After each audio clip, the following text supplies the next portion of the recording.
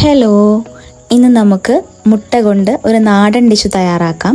ചോറിൻ്റെ കൂടെയൊക്കെ ഒരു പെർഫെക്റ്റ് കോമ്പിനേഷനാണ്. അപ്പോൾ ഇതെങ്ങനെ തയ്യാറാക്കി നോക്കിയാലോ. അതിനായിട്ട് ഒരു പാത്രത്തിലേക്ക് കുറച്ച് വെളിച്ചെണ്ണ ആഡ് ചെയ്ത് കൊടുക്കാം. എണ്ണ നന്നായിട്ടൊന്ന് ചൂടായി വരുമ്പോഴേക്കും അതിലേക്ക് ഒരു ടേബിൾ സ്പൂൺ ഓഫ് കടുക് ആഡ് ചെയ്ത് കൊടുക്കാം. അതിനോടൊപ്പം കുറച്ച് കറിവേപ്പിലയും ഇഞ്ചി വെളുത്തുള്ളി പേസ്റ്റും കൂടെ ചേർത്ത് കൊടുക്കാം. ഇഞ്ചി വെളുത്തുള്ളിയുടെ പച്ചമണം ഒന്ന് മാറുമ്പോഴേക്കും ഇതിലേക്ക് 2 സവാളയും കുറച്ച് കൊച്ചുള്ളിയും കൂടെ ചെറുതായിട്ട് കട്ട് ചെയ്ത് നമുക്കിതിലേക്ക് ആഡ് ചെയ്ത് കൊടുക്കാം.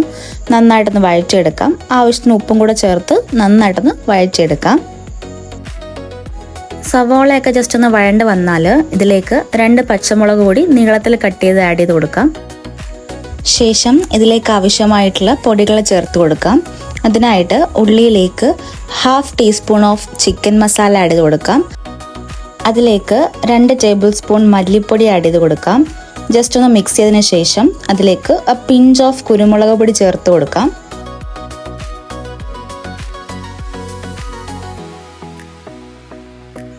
ജസ്റ്റ് ഒന്ന് മിക്സ് ആക്കിയ ശേഷം അതിലേക്ക് 1/2 ടീസ്പൂൺ ഓഫ് മഞ്ഞൾപ്പൊടി ആഡ് ചെയ്യാം. അതിനോടൊപ്പം പിഞ്ച് ഓഫ് ഉലുവാപ്പൊടിയും 1 ടേബിൾ സ്പൂൺ ഓഫ് മുളക് പൊടിയും ആഡ് ചെയ്യാം.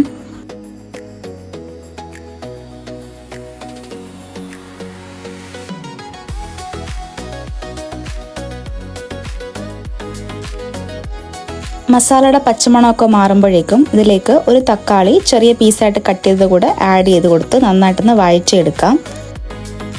ഉള്ളിയും തക്കാളിയൊക്കെ നന്നായിട്ട് വഴണ്ട് വന്നു കഴിഞ്ഞാൽ ഇതിലേക്ക് 1 കപ്പ് ഓഫ് പുളിവെള്ളം കൂടി ആഡ് ചെയ്ത് കൊടുക്കാം. അതും കൂടെ ചേർത്ത് നന്നായിട്ടൊന്ന് മിക്സ് ചെയ്ത് ആവശ്യത്തിന് വെള്ളം കൂടെ ചേർത്ത് തിളയ്ക്കാനായിട്ട് മാറ്റി വെക്കാം.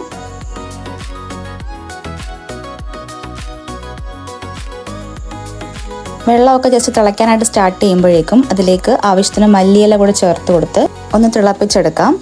വെള്ളമൊക്കെ അത്യാവശ്യം നന്നായിട്ട് തിളച്ച് വന്നു കഴിഞ്ഞാൽ ഇതിലേക്ക് നമുക്ക് മുട്ട പൊട്ടിച്ചൊഴിക്കാം. ഞാനിവിടെ ഒരു 5 മുട്ട എടുത്തിട്ടുണ്ട്. ഇതെല്ലാം കൂടെ ഇതിലേക്ക് പൊട്ടിച്ചൊഴിച്ച് കൊടുത്ത് അടച്ചു വെച്ച് ഒരു 15 മിനിറ്റ് കുക്ക് ചെയ്യാം.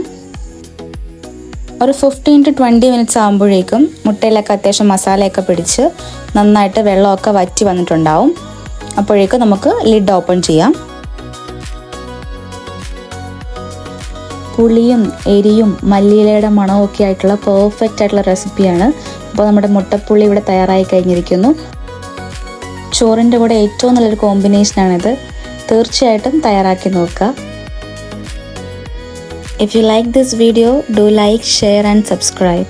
For more videos, follow the wooden spoon. Thank you for watching.